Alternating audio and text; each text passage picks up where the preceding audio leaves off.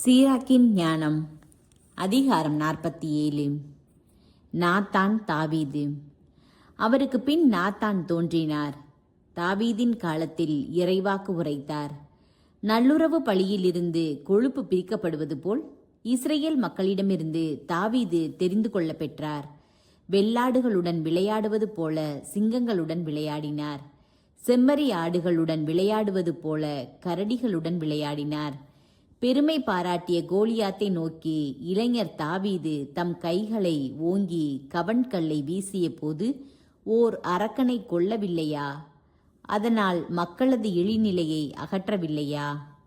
வலிமைமிக்க மனிதனை போரில் கொன்று தம் மக்களின் வலிமையை உயர்த்த உன்னத இறைவனாகிய ஆண்டவரை அவர் துணைக்கு அழைத்தார். ஆண்டவரும் அவருடைய வழக்கைக்கு வலிமையூட்டினார்.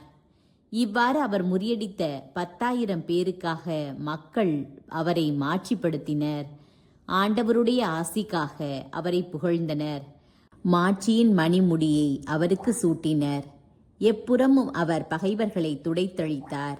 எதிரிகளான பெலிஸ்தியரை அடக்கி ஒழித்தார். அவர்களுடைய வலிமையை அறவே நசுக்கினார். தம் எல்லா செயல்களிலும் மாட்சியை சாற்றும் சொற்களால் உன்னத இறைவனாகிய ஆண்டவருக்கு நன்றி செலுத்தினார். தம் முழு உள்ளத்தோடும் புகழ்பாய் இசைத்தார். தம்மை படைத்தவர் மீது அன்பு செலுத்தினார். தங்களுடைய குரலால் இன்னிசை எழுப்ப பாடகர்களை பலிபீடத்திற்கு முன் நிற்க செய்தார். திருவிழாக்களை சீரோடும் சிறப்போடும் கொண்டாட செய்தார். ஆண்டவருடைய திருப்பெயரை அவர்கள் புகழ்ந்து பாடுவதால் திருவிடம் வைகரையில் இருந்து எதிரொலிக்கும்படி ஆண்டு முழுவதும் காலங்களை குறித்தார். ஆண்டவர் அவருடைய பாவங்களை நீக்கினார். அவருடைய வலிமையை என்றென்றைக்கும் உயர்த்தினார். மன்னர்களின் உடன்படிக்கையையும் இஸ்ரேலின் மாட்சியின் அரியணையையும் அவருக்கு கொடுத்தார். சாலமோன். தாவீதுக்கு பின் அறிவாற்றல் கொண்ட அவருடைய மகன் சாலமோன் தோன்றினார். தாவீதின் பொருட்டு அவர் பாதுகாப்புடன் வாழ்ந்தார். சாலமோன் அமைதியான காலத்தில் அரசாண்டார். கடவுள் பெயருக்கு ஓர் இல்லம் எழுப்பவும் ஒரு திரு இடத்தை என்றென்றைக்கும் ஏற்பாடு செய்யவும் எல்லைகளெங்கும் அவருக்கு அமைதி அளித்தார். நீர் உம் இளமையில் எவ்வளவோ ஞானியாயிருந்தீர். ஆற்றைப் போல் அறிவு கூர்மையால் நிரம்பி வழிந்தீர். உமது செல்வாக்கு மண்ணுலகெங்கும் பரவியது. உவமைகளாலும் விடுகதைகளாலும் அதை நிரப்பினீர்.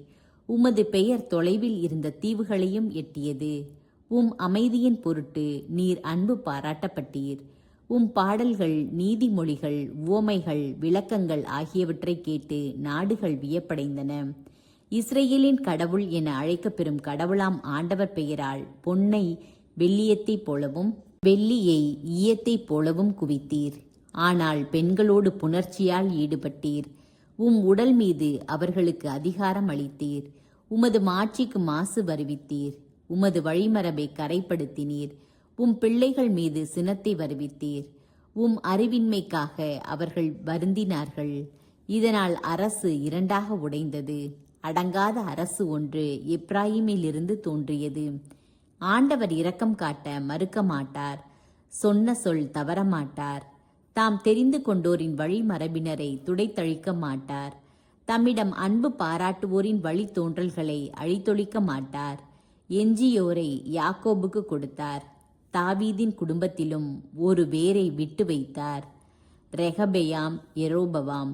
சாலமோன் தம் முன்னோரோடு துயில் கொண்டார். மக்களுக்குள்ளேயே அறிவிலியும் மதி குறைந்தவனுமான ரெகபெயாமை தமக்கு பின் தம் வழிமரபில் விட்டு சென்றார்.